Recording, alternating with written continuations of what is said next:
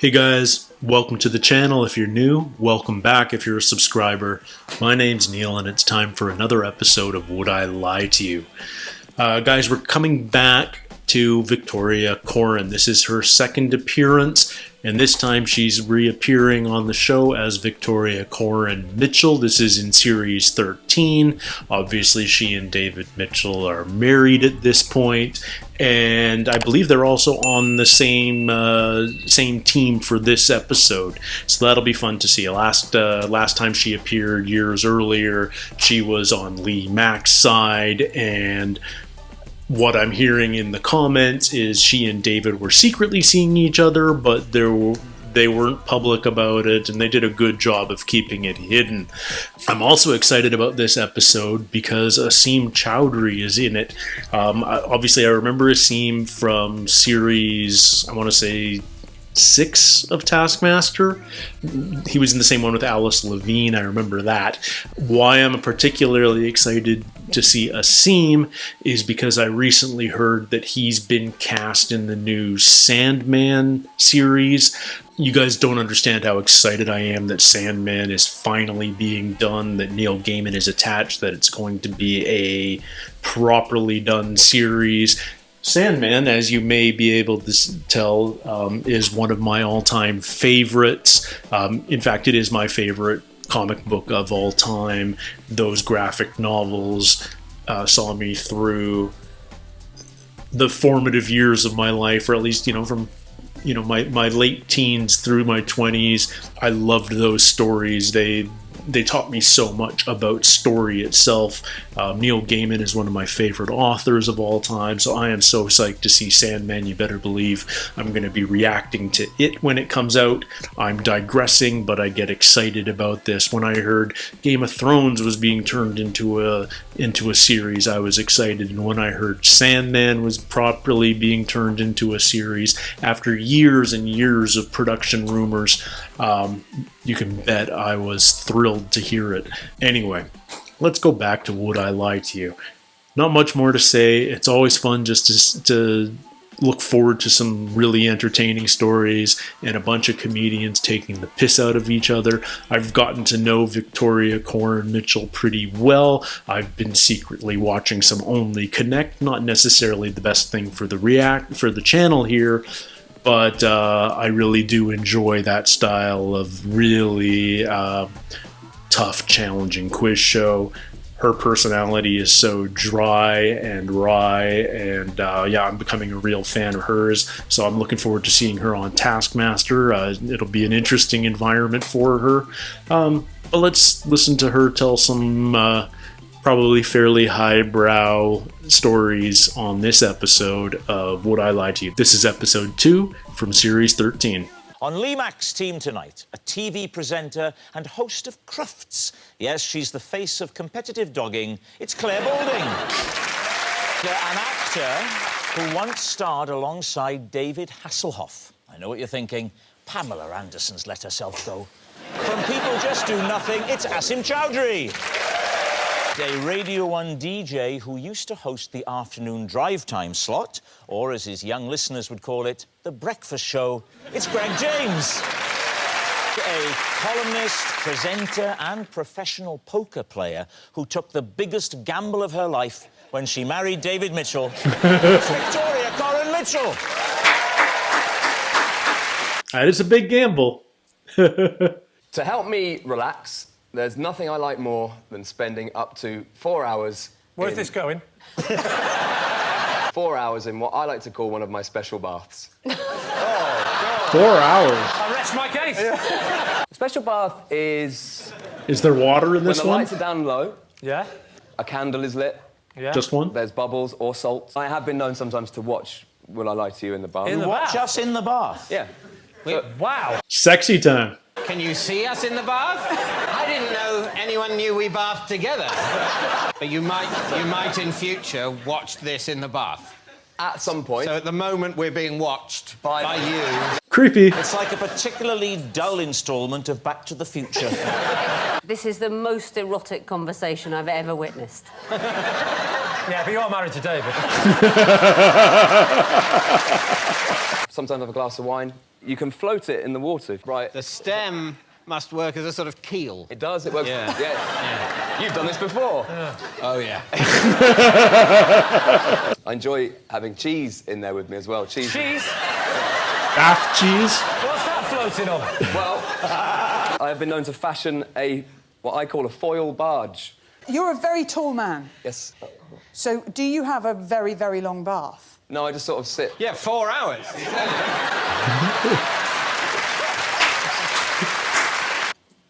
He said that right at the beginning. 4 hours is too long. Yeah, I think, yeah. Too long. Too long. What do you do when the water gets cold? Do you, like, top off with fresh hot water? That is a... Lie. True. 4 hours. Like, don't you just get too pruny?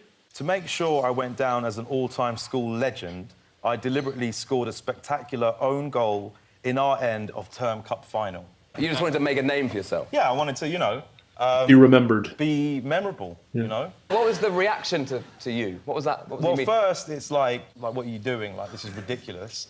But, afterwards, they were like, that was legendary, mate, It wasn't just a normal own goal. I didn't just, it was a kind of a scissor kick. Now, you're looking at me and going, this isn't the physique of a scissor kicker. That's absolutely right. If you see me on, like, Soccer AM or some other shows, you'll see that I've got techers, mate. You either, die a hero or live long enough to become a villain. Yeah, that's from Batman. I was like... Who says that? That's from Batman. No, that's from Batman. That's from The Dark Knight. What were you known for at school before that incident? I was... Misquoting people. Never trust anything you read on the internet. Abraham Lincoln. They gave me the Early Bird Award. Teachers gave you a prize. Yeah. And they fully understood their role. I don't think they did, because I was really proud of that award. The school is at fault if this is true. And how many serial killers went to your school? Just me. First parents' night for you two, I think that school is going to be trembling. Well, you say that. If you look at that lineup there, doesn't it look as if they're just dropping their Greg off at university? Whoa, look at the offence on VCM's face. He's not your biological son, and you don't get on with Greg. That's coming across. I think it's true? he's a big enough clown to have done that. What do you think? I think it's a lie. It was a lie. Yeah. I have a possession. Oh, we got a live possession. This is Dexter, and when I judged a Dogs Who Look Like Celebrities competition, he was the winner. Who does he look like? Who did he win as? Go on, what's the celebrity? Dennis Healy. So I don't know who Dennis Healy is. Someone might have to tell Greg who Dennis Healy is. Dennis Healy was the Chancellor of the Exchequer under a Labour government in the Hello. 1970s. He had huge eyebrows, that's the big thing. Quickly, 3 other breeds of dog and the celebrities they resembled. You will do it in your own time, thank you very much. My client will take her time. Afghan hound that looked like Tess Daly. Oh, this is There's great. a Staffordshire Bull Terrier that looked like Vladimir Putin. A Portuguese Water dog. that looked like Cher. Dennis a good swimmer? Dexter. Yeah, but, Dennis. It may be that Dexter is unaware that he's impersonating Dennis Healy. He may not have immersed himself in the role to the extent that he's going, Dennis is swimming now. The dog is astonishingly like Dennis Healy. Would you have walked down the street and said to David, did you see that dog? Oh, he was a spit of Dennis Healy. Or even, I think that was Dennis Healy. Well, strictly speaking, this is supposed to be a possession. Yes. But I assume the round discipline's gone. The format's falling to pieces. So in a way, it's not her possession, is it? No, exactly. So for me, the programme's rather spoiled. Oh, I love David. I don't trust Clare Balding. Oh. If it's not true, Healy was of Claire's invention just now. Yeah. There's no Dennis Healy mentioned on the card, is there? No, she made that you're up. good at this. She made that up. It must be true. It has to be true. She made that up way too quickly. It's got to be true. I'm confused. True. And I feel like we're angering you, so... No. Everybody angers David Mitchell. I've been very, very angry for very many years. Don't look at your wife when you say that. It was... The truth. True. Yeah. Yeah, she couldn't have made it up that quickly. And coming up with the other dogs and and lookalikes. Dennis is on the left.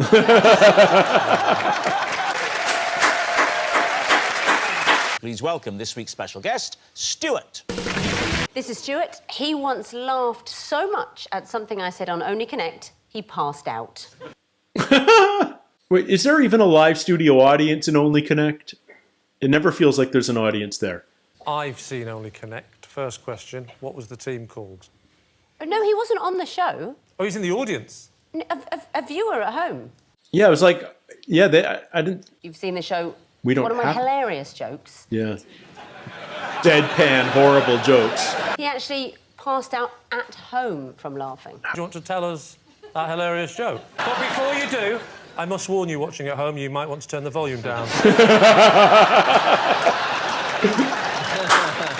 What Victoria is about to say could kill you. It's like a Monty Python sketch. It was a picture clue, and it was Schnorbits.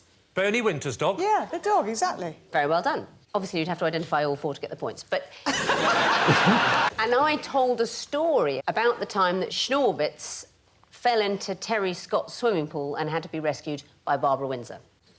Control yourself, Stuart. My God, it's the way you tell them. I think what really got Stuart might have been my subsequent quip. That's a party I'd like to have been at.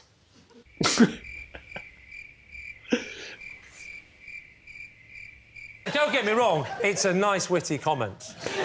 Is it not true that the average Only Connect audience member may be, you know, a little bit elderly and people are just regularly passing out anyway? This is Stuart, and when I opened his butcher's shop, he paid me in sausages. Greg, what's the name of the butchers? Sampson's. Samson's? Sampson's. But Yeah. he's risking it a bit, having his haircut like that, isn't he? It was our local family butcher, and then... He used to butcher families. And then I got onto Radio 1. Mum and Dad still know Stuart, so he said, would Greg want to come down, maybe bring Radio 1 down, bit of press coverage. Do you like sausages? Love sausages. Yeah, who doesn't like a good It's sausage? like the perfect way of paying you, because you don't have to pay tax on it. You don't have to declare it. Did you I declare don't need to get it? into that. We're all getting paid in sausages. Keep it. It's a new thing. Was that how Jimmy Carr ended up in trouble? Too many sausages? And we were broadcasting live from the butcher's. Cut the ribbon, but it was a string of sausages. Did you do a speech? Well, I said, here we go. Welcome to...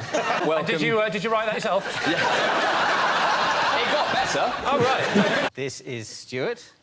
He's the lollipop man. Try and sell it, Lollipop David. man Try and sell whose it. Lollipop I held when he was suddenly called away on non-lollipop-related business. The writers had a blast just giving him that to say. What were the non-lollipop duties? He had to hurry home because a sofa was being delivered. Presumably, then, he didn't actually return. He didn't return. You were the lollipop man. I was for I mean, I would say between 9 and 11 minutes. Like normal people for about 10 minutes. Yeah. Did he give you the uniform? He gave me his hat and this sort of jacket thing. Tabard thing. Yeah, and the all-important rod of power. How many children do you think you helped cross the road? Say maybe 30. Oh, is that what a lollipop meant? I thought we were talking about, like, actual lollipops. Did you have any banter with the kids? No. Did you just do your usual of hurry up? So he was a crossing guard. How did you feel when you were the lollipop man? Holding the rod of power. Are they normally known as lollipop men? So But it went weird. fine. Only a couple of minor injuries. What were you doing within 200 yards of a playground? Most people are allowed. Did David tell you about this story about the lollipop guy? OK, well, first of all, this isn't true, because Stuart is a person that laughed at one of my jokes. Yes, exactly. And This it's is only new odd territory on place. the show. Yeah. Let me say, were this to be true, which it isn't, David certainly would have come home a bit flustered. David, you've obviously heard Victoria telling you about Stuart fainting. Well, no, because it's not true. This is new territory. I like this. I'm going to say the butcher. But the punchline was, oh, I would have loved to have been at that party. That was the punchline. Was that the punchline, or...? You haven't seen my show, have you? No punchlines on Only Connect. I don't watch it, it's too risky. Yeah.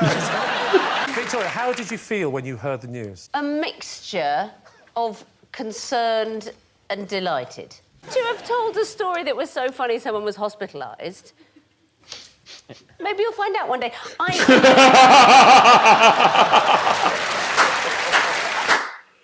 I think it's Victoria, personally.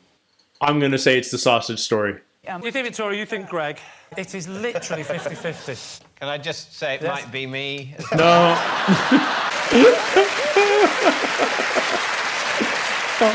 No. He's a butcher. He's a butcher. I'm Stuart, and laughed that hard at Victoria's very funny story. No way.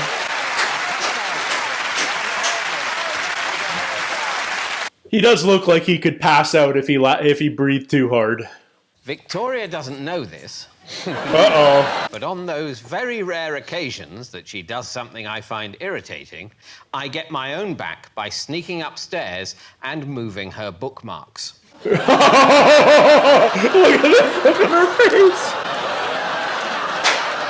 When you say, surely when she goes to the book to read the book and she goes where the bookmark is, there must be lots of instances where she's thinking, am I losing my mind? I'm not following this book. Or yes, that's exactly what she thinks. How many books are you reading at the same time? 7 or 8. David, how many books does Victoria read at the same time? Oh, I'd put it between 6 and 9. They are so perfect for each other. Do they tend to be fiction, non-fiction? Yes, those are the main two. You said sometimes, rare occasions, Victoria does something I that... don't want to go into that. Far away. No. Behavioural things. It's just the simplest things to do with things she's said or done. That's Maybe when I ask you what the weather's going to be like, and you go, I don't think anything. I've looked at the weather forecast, and what it says is this. Perfectly reasonable. It's not perfectly reasonable. She's got access to the weather forecast on her own phone. These are meteorologists. Sometimes they get it right, sometimes they get it wrong. I'm just reading it out. Is there anything, Victoria, that This you is might do to hilarious. David if he'd annoyed you? What would your retaliation be? Well, he might find out. Incidentally, I've been feeling weaker and weaker over the Arsenic takes a while. I'm emotionally invested in their relationship, and I do think David's a nice guy, and I don't think he would do that. So what we're saying is, if it's true, it's a really unpleasant thing and a really bad indictment on their marriage. Yes. Well, this is taking a nasty turn. I don't want it to be true, but... Oh, I do. You think... Oh, the David I know, I don't think this is unpleasant enough. Yeah, I think he's done it. David doesn't like you. He So... Yeah, that's true too. But he doesn't hate me, right? If you read books, Lee. Even though, Lee, you on television have said you want my marriage to fall apart, I still find you an adequate colleague.